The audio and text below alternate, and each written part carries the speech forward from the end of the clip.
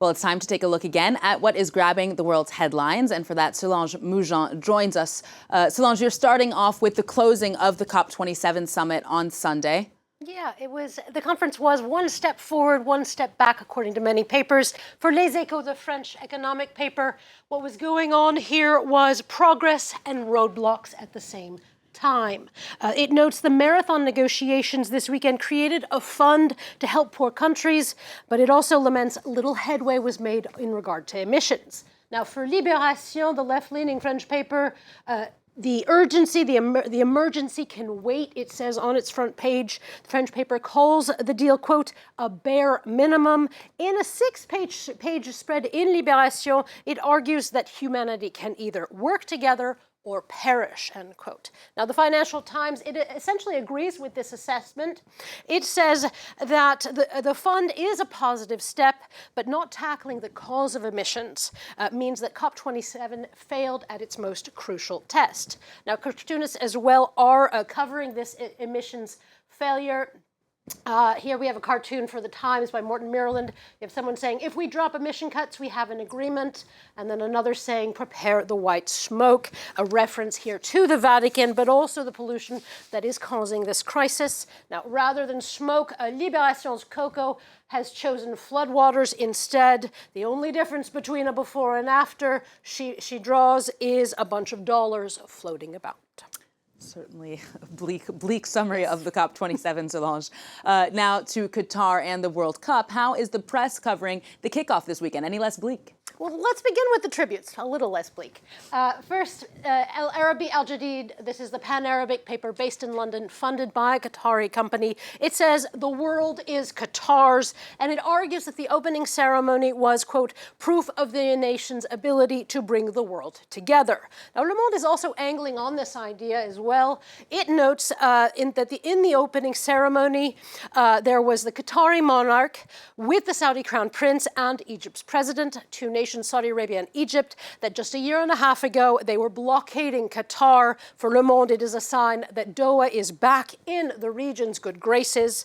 Now, for Politico, Qatar, again, another tribute, Qatar has won the World Cup. It says that it has pulled off a, quote, unrivaled nation-building project. The European site argues that the Cup has accelerated Qatar's development, but it's also allowed it to show, quote, its diplomatic dexterity and its willingness to splash the cash, end quote. Now, in regard to cash, the Times has picked up on this as well.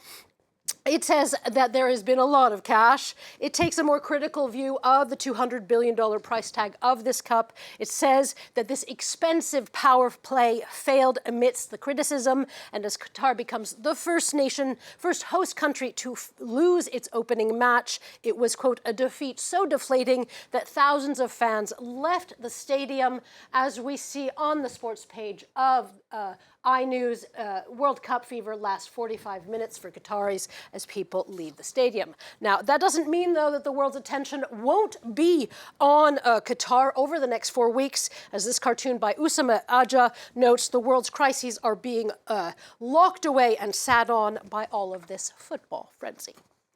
Now to New Zealand, Solange. The issue of age discrimination is making headlines there. Yeah, Reuters tells us that a New Zealand court has ruled that the minimum voting age in New Zealand of 18 is akin to age discrimination.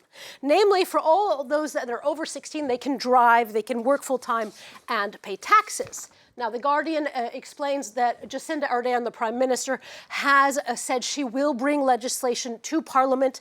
But as the New Zealand paper Dominion Post tells us, such legislation is likely already dead in the water. It says polls show that a majority of Kiwis actually don't want to lower the voting age to 16, and any change would actually require 75% of Parliament getting on board with the legislation. Nonetheless, the Post notes that the change would benefit Green parties and the left, as young people are largely concerned with the plight of the environment.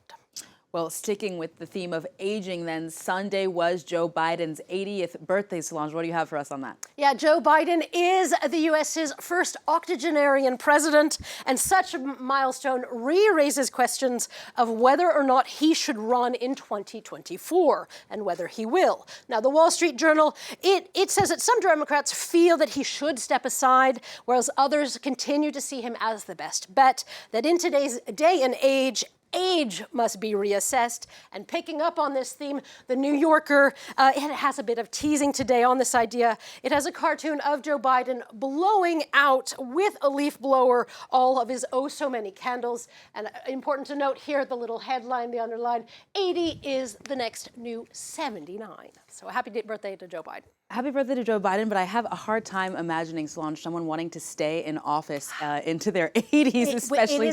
It is a debate we're going to hear a lot about in the years to come. Even I imagine his family is probably going to have something to say on that. Solange Moujon with the press review. Thank you very much.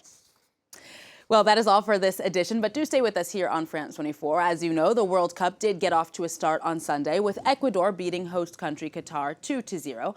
And despite an opening ceremony featuring Oscar-winning American actor Morgan Freeman meant to highlight inclusion in the country, Qatar's human rights record, of course, is still under scrutiny. Thousands of Nepalese workers have died on construction sites in the Gulf country since 2010. We'll have more on our Focus Report coming up after the quick break.